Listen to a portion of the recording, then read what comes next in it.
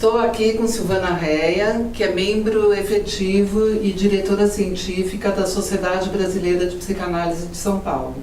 Ela organizou o primeiro simpósio da Sociedade Brasileira de Psicanálise, ocorrido em 2018, a partir do tema desenvolvido na diretoria científica para o primeiro biênio da gestão. O mesmo, o outro, que foi proposto por ela. Olá, Silvana. Oi, Marina. Obrigada por estar aqui para fazer essa entrevista para o Psychoanalysis Today, o e-journal da IPA. Olha, quero agradecer muito a oportunidade, agradecer a você, Marina, e ao e-journal pela oportunidade de poder conversar com você. Obrigada. Você propôs o tema, o mesmo ou outro, para o primeiro biênio da tua gestão como diretora científica. Por que esse tema? Olha, esse tema começou a se desenhar para mim um pouco antes de 2017, que foi quando a gente começou a gestão, porque aqui e ali no mundo a gente observava fenômenos que se encaminhavam para uma intolerância ao diferente, ao preconceito, certos radicalismos, e acho que a eleição do Trump foi um marco nesse sentido, né? E aí eu propus sugeri esse tema, mas eu nunca imaginei que em 2 anos as coisas fossem num crescendo tão vertiginoso que esse tema virou fundamental para a gente ser discutido, né? Quer dizer, virou o tema, vamos dizer, do momento, uma vez que os acontecimentos quase que nos atropelaram, né? Eu também pensei nesse tema porque é um tema que permite não só que a gente pense nas questões políticas, sociais e culturais, mas que também ele permite uma leitura do ponto de vista institucional, né? Como é que se dão as questões e relações de alteridade dentro de uma instituição psicanalítica, né? Eu acho que é uma possibilidade. E outra possibilidade é que, bom, do ponto de vista teórico-clínico, né, a questão do mesmo outro está sempre posta de alguma maneira, né? Acho que é importante que eu fale que esse tema também surgiu porque, para mim, a psicanálise não é algo que está apartado do mundo, né? Ela está no mundo, né? Ela é completamente entrelaçada ao universo político, social, cultural. Só para encurtar a história, né? Quer dizer, aquele que chega no nosso consultório hoje não é o mesmo que chegava na época do Freud, né? E acho que a questão do mundo hoje é a questão da alteridade, é uma questão fundamental para a gente. Quando você fala da questão do mundo hoje, a que você se refere? O que a gente está vivendo hoje que te levou a essa prioridade no tratamento dessa questão? Olha, eu acho assim, o ser humano tem necessidade de ter sempre um inimigo, né? Tem um livro muito interessante do Humberto Eco que chama Construir o Inimigo, e ele faz um elenco de todos os inimigos que o ser humano construiu no decorrer da história, né? Pela necessidade de ter um depositário das hostilidades, né? Eu acho que a gente poderia pensar que desde 1918, já o Freud, no Narcisismo das Pequenas Diferenças, ele coloca essa questão, né? De que, grosseiramente falando, quer dizer, o que eu não conheço me é hostil simplesmente pelo fato de eu não conhecer, né? É algo assustador. E ele pensava nisso como uma proteção ao narcisismo, né? Uma vez que tem uma fronteira, eu, você, nós e os outros, né? Mas se a gente percorrer a obra do Freud até 1930, né, de 18 a 30, ele vai desenvolvendo o pensamento dele até também pensar essa questão do narcisismo das pequenas diferenças como uma maneira de você ejetar a sua pulsão de morte no outro, né? E aí você passa a odiar o outro, né?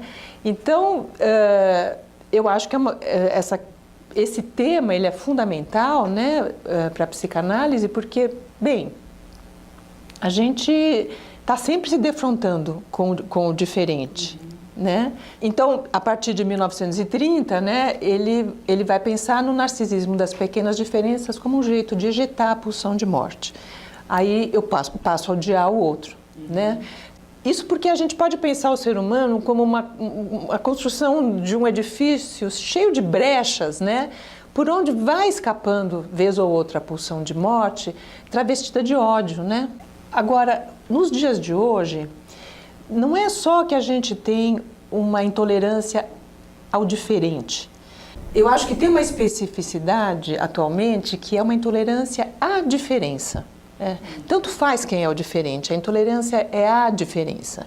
Então, eu acho que nesse sentido as redes sociais contribuíram para isso, porque a gente acaba vivendo quase como se a gente vivesse dentro de micro-apartheids, né? Onde os mesmos conversam com os idênticos, fica uma conversa de idênticos, entre idênticos, e não tem nenhuma permeabilidade para o outro ou para o diferente. Não tem nenhum interesse pelo que o diferente pensa, né? O diferente é só motivo de ódio.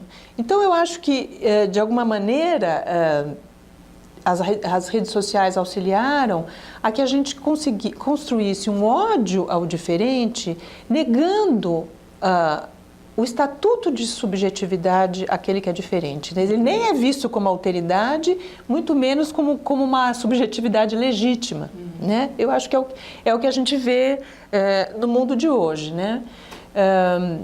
Por isso que eu acho que a resposta que o Freud deu ao Einstein em 1933, no Porquê a Guerra, ela é muito atual, né? Porque o que ele responde para o Einstein? Olha, se o homem tem pulsão de morte, se o homem tem esse aspecto de hostilidade ou de destrutividade, a gente tem que investir em identificação, né? Começar a criar laços identificatórios amorosos para estabelecer algum tipo de equilíbrio, né? E quando a gente se identifica com o outro automaticamente ganha um estatuto de alteridade como uma subjetividade legítima, né? Então, acho que o tema, o mundo de hoje pede uma discussão para esse tema, né? Voltando para a questão da clínica psicanalítica, esse trabalho com alteridade é fundamental. Qual o papel da gente discutir isso dentro da instituição psicanalítica? Olha, eu acho que tem algumas possibilidades, né? Acho que a primeira é da convivência dos diferentes dentro da instituição psicanalítica, que nem sempre é algo tão fácil, né? Mas eu acho que até ajuda a gente pensar a convivência entre os diferentes se a gente considerar que a clínica psicanalítica, ela trabalha com a alteridade, né? Vamos pensar o seguinte, quer dizer, para a psicanálise, o ser humano, ele é fundado pelo outro, né? Qualquer subjetividade, ela tem o seu início a partir da presença do outro como alteridade. Então, já acho que é uma base para a gente pensar. Outra base é a noção de inconsciente, né? Que é a experiência da gente ter um outro dentro da gente que nos é desconhecido do ponto de vista do pensamento consciente, mas que está em nós, né? E teima em aparecer aqui e ali, né? Como algo estranho, como algo diferente, né? Também nós temos que pensar que o funcionamento do motor da clínica é a transferência, onde tem uma coabitação, né? De um no outro, onde o analista um pouco entra no universo do paciente e vai adotando, né, os personagens, ou vai, vamos dizer assim, encarnando os personagens que o paciente traz para que o trabalho analítico possa se desenvolver. Acho que também do ponto de vista da psicanálise como um campo de conhecimento, a gente pode pensar que também se fundou numa experiência de alteridade, porque quando Freud vai escutar as histéricas, né, dá ouvidos, né, oferece uma escuta às histéricas, ele, na verdade, ele rompe, ele se coloca como um diferente, como uma alteridade, ao pensamento científico do século XIX, né?